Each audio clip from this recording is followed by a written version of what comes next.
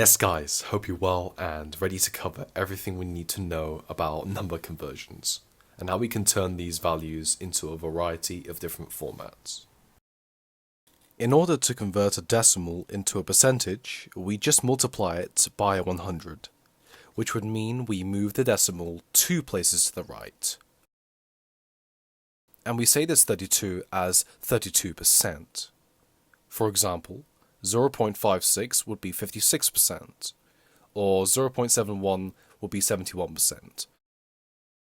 Now, if we wanted to turn our percentage back into a decimal, we just divide it by 100, which would mean that we move 2 places to the left, instead of moving to the right.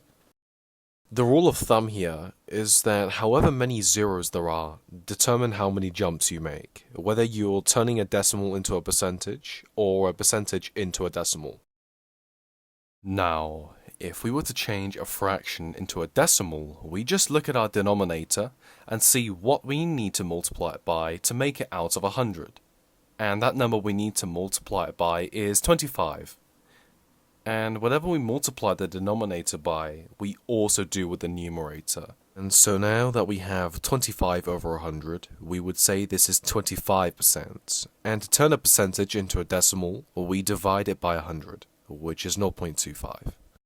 Conversely, if we had to change this decimal into a fraction, we take the 25 here and put it as our numerator of our fraction. The amount of zeros the denominator has is determined by how many digits come after the decimal point, which would be 2 digits, which means 2 zeros, so that we get 25 over 100. Okay, so let's say we were asked to give 0.8 as a fraction. It would just be 8 over 10. Or if we were given a harder question, which is to give 0.013 as a fraction, we'd do exactly the same thing. We'd just put 013 on the top as the numerator, and like we did before, we would count how many digits come after the decimal place, which represents the amount of zeros we need, and then add the 1 to get 13 over 1000. Now, to convert a percentage into a fraction, we need to know that a percentage is just a number out of 100. So if you see 25%, it would mean 25 over 100, or 68 would be 68 over 100. And to turn that percentage into a fraction, all you need to do here is place that percentage number over 100. So for 13%, you'd write it as 13 over 100, like this.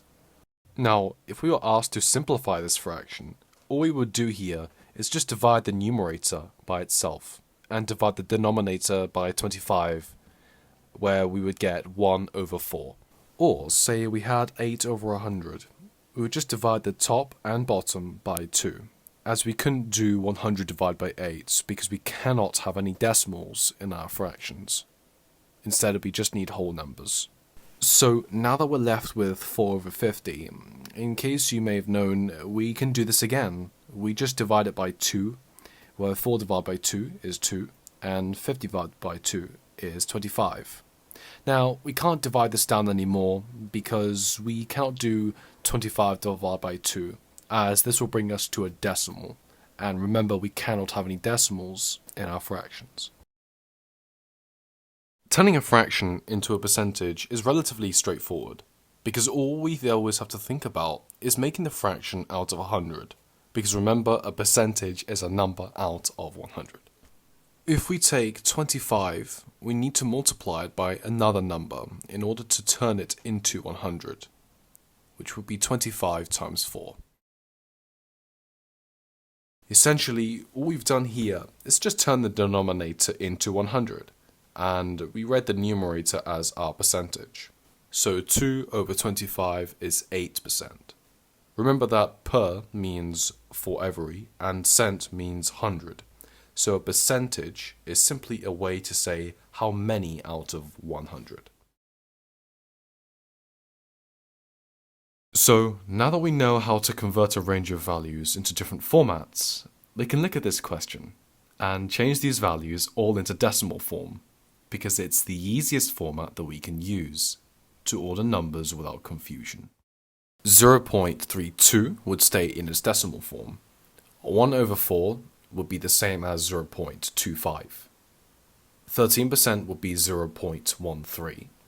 And for 8 over 30, we change a fraction into a decimal by dividing the numerator by the denominator, which brings us to 0.26 recurring.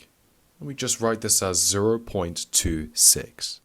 Lastly, for 0.342, we can see that it has multiple digits behind the decimal point.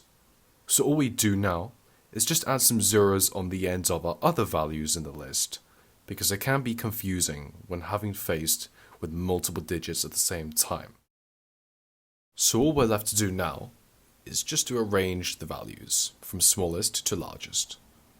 0.13 be there, 0.25, then 0.26, 0.32, and lastly 0.342. Just don't forget to take the zeros off when you're in the exam.